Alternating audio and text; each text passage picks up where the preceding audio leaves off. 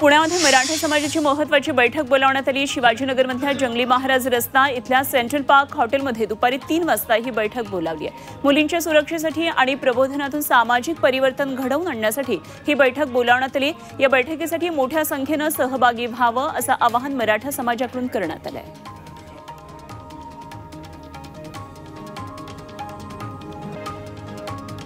1 जूनपासून तिकीट दरवाढ केल्यानंतर पीएमपीएलच्या उत्पन्नात मोठी वाढ झाली आहे। रविवारच्या एका दिवसात पीएमपीएल प्रशासनाला 2 कोटींचं उत्पन्न मिळालंय आणि सुट्टीच्या दिवशी 10 लाख पुणेकरांनी शहर बसनं प्रवास केलाय। या आधी पीएमपीएलचं सर्वाधिक उत्पन्न 1,42,00,000 रुपये इतकं होतं।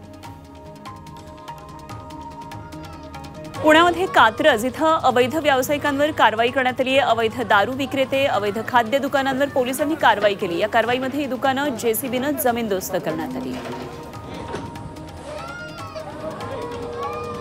पुण्यामध्ये चोरी करणाऱ्या आंतरराज्य टोळीला जेरबंद करण्यात आले। एटीएम मशीनमधून पैसे काढायला मदत करण्याच्या बहाण्यानं ज्येष्ठ नागरिकांकडचं कार्ड बदलून त्यांना पिन नंबर विचारून त्यांच्या खात्यातून पैसे काढून हे चोरटे घेत होते।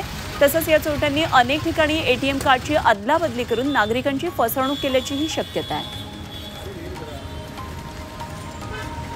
पुण्यामध्ये ॲग्री हॅकेथॉन भरवण्यात आलेला आहे आणि कृषी क्षेत्रात पुढच्या काळामध्ये नाविन्यपूर्ण बदल घडवून आणण्यासाठी आणि शेतकऱ्यांसाठी नवीन तंत्रज्ञान विकसित करण्यासाठी हे ॲग्री हॅकेथॉन भरवलंय। यासाठी मावळ तालुक्यातून 100 शेतकऱ्यांची निवड केलेली होती। या शेतकऱ्यांनी कृषी हॅकेथॉनला भेट देऊन शेती क्षेत्रातली नाविन्यपूर्ण माहिती जाणून घेतली। मावळमधल्या तळेगाव दाभाडे शहरात 2 दिवस पाणीपुरवठा बंद राहणार आहे। जलशुद्धीकरण केंद्रात देखभाल दुरुस्तीची कामं करणार असल्यामुळे उद्या 5 जून आणि परवा 6 जूनला पाणीपुरवठा बंद असेल। त्यामुळे पाणी जपून वापरावं असं आवाहन नागरिकांना करण्यात आलं आहे।